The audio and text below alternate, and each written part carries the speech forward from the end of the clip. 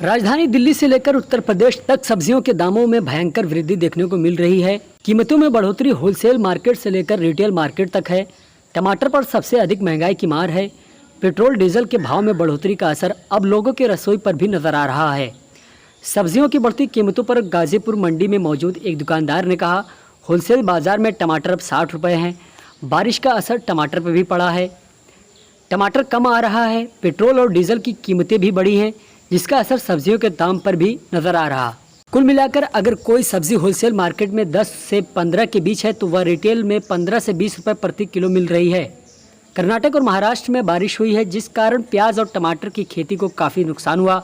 यही वजह है कि देश के दूसरे राज्यों को इसकी सप्लाई का असर पड़ा है। देश के कई राज्यों में सब्जी महंगी हुई है। राजधानी दिल्ली में टमाटर की बात करें तो लोगों को करीब 80 रुपये किलो तक खरीदना पड़ रहा है। वहीं यूपी के कानपुर में सब्जियों की कीमत में भी वृद्धि हुई है। महिलाओं का कहना है कि सब्जियां पहले से काफ़ी महंगी हो गई।